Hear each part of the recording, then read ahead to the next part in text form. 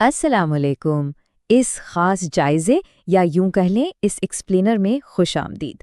آج ہم ڈاکٹر فرحت ہاشمی کی رہنمائی کی روشنی میں ذوالحج کے پہلے 10 دنوں کی اس زبردست روحانی اہمیت پر بات کرنے والے ہیں۔ ذرا سوچیں، خالق نے ہم پر کتنا بڑا فضل کیا ہے کہ نیکیوں کے کچھ خاص موسم بنا دیے ہیں، اور یقین مانیں یہ 10 دن سال کے سب سے بہترین اور بابرکت دن ہیں۔ تو آج کے اس جائزے کا خاکہ کچھ یوں ہے۔ پہلے ہم ان بہترین 10 دنوں پر بات کریں گے، پھر یوم عرفہ، اس کے بعد قربانی کا دن، کچھ انتہائی پسندیدہ اعمال، اور آخر میں وہ گناہ جن سے سختی سے بچنا ہے۔ چلیں سیدھا موضوع کی طرف چلتے ہیں۔ تو سب سے پہلے بات کرتے ہیں دنیا کے بہترین 10 دنوں کی، ایک ایسا الہی موقع جو ہمیں کسی صورت گنوانا نہیں چاہیے۔ کیا ہم نے کبھی غور کیا ہے کہ ان دنوں کی اہمیت کتنی زیادہ ہے؟ سورۃ الفجر میں خالق کائنات نے بذات خود فرمایا ہے، قسم ہے فجر کی اور 10 راتوں کی۔ ذرا سوچئے، جب خالق خود کسی چیز کی قسم کھائے تو اس کا رتبہ کتنا بلند ہوگا۔ یہ بالکل وہ وقت ہے جب ہمارے ہر چھوٹے بڑے عمل کا وزن کئی گنا بڑھ جاتا ہے۔ اب دیکھیں، اس موقع سے بھرپور فائدہ اٹھانے کے لیے سب سے پہلا قدم کیا ہے؟ سچی توبہ۔ سورسز میں اس کی بڑی زبردست مثال دی گئی ہے۔ یہ بالکل ایسا ہی ہے جیسے کسی میلے کچیلے کپڑے کو خوب اچھی طرح رگڑ کر دھونا۔ ظاہر ہے جب تک وہ پاک صاف نہیں ہوگا اس پر کوئی بھی خوبصورت رنگ کیسے چڑھے گا؟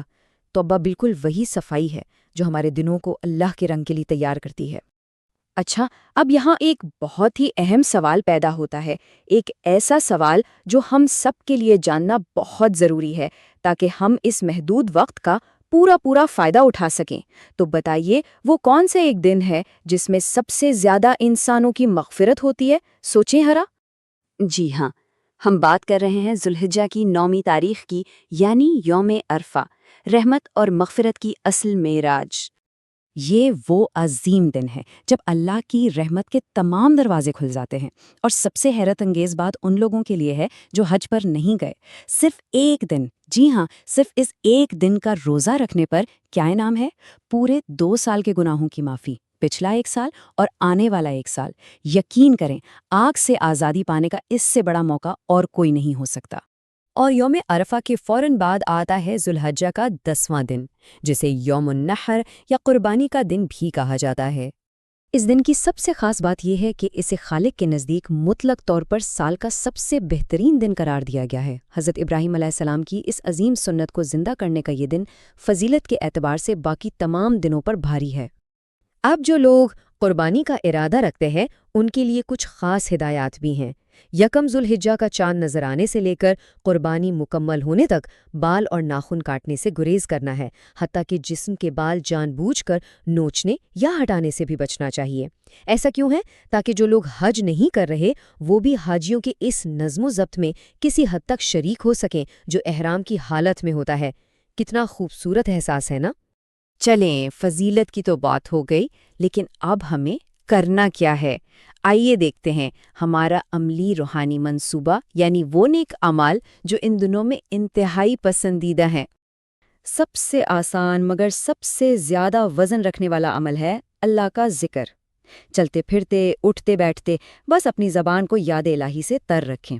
تحلیل یعنی لا الہ الا اللہ، تکبیر یعنی اللہ اکبر، تحمید یعنی الحمدللہ، اور سبحان اللہ و بحمدہ۔ ان کلمات کو روزانہ سینکڑوں بار دہرانے کی عادت ڈالیں۔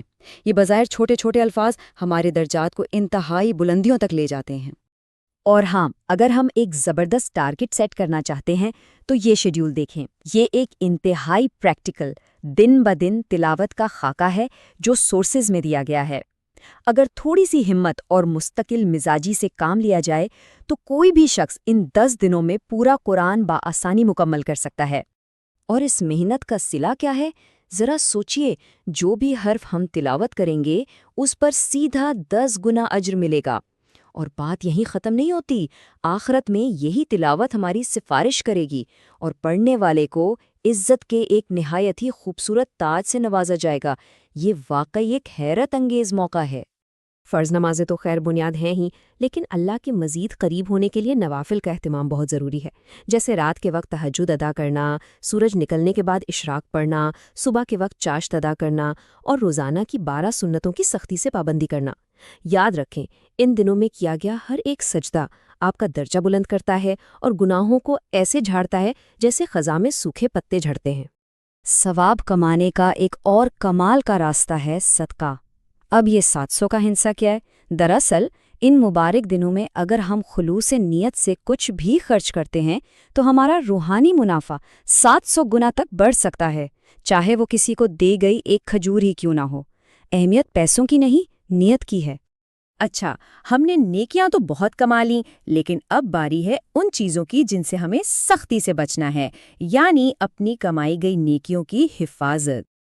یہ تقابلی خاکہ بالکل واضح کر دیتا ہے کہ معاملہ کیا ہے۔ ایک طرف فرما برداری ہے جو ہمیں سیدھا اللہ کی رحمت کے قریب لے جاتی ہے اور ہمارے درجات بلند کرتی ہے، اور دوسری طرف ہے گناہ۔ گناہ دراصل ان تمام نیکیوں اور روحانی ترقی کو زائل کر دیتے ہیں جو ہم نے اتنی محنت سے حاصل کی ہوتی ہے، یعنی ایک طرف ہم محل بنا رہے ہیں اور دوسری طرف خود ہی اسے گرا رہے ہیں۔ اس لیے ان دنوں میں ہمیں اپنے رویے پر بہت سخت کنٹرول رکھنا ہوگا۔ دوسروں کے مال، جان اور عزت کی سختی سے حفاظت کریں، کسی قسم کی زیادتی یا ظلم نہ کریں۔ غیبت، جو ہم اکثر باتوں باتوں میں کر جاتے ہیں، اس سے مکمل پرہیز کریں، اور ہاں، زبان کو صرف ذکر اور بھلائی کے لیے استعمال کریں، نہ کہ گالی گلوچ، طنز یا سخت کلامی کے لیے۔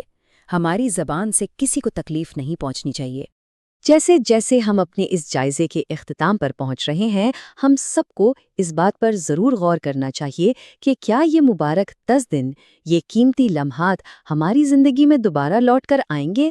وقت کتنی تیزی سے گزر رہا ہے ہم سب جانتے ہیں، اس لیے آج اور ابھی اس شاندار موقع سے فائدہ اٹھائیں، کیونکہ آنے والے کل کی یا اگلے سال کی کوئی گارنٹی نہیں ہے۔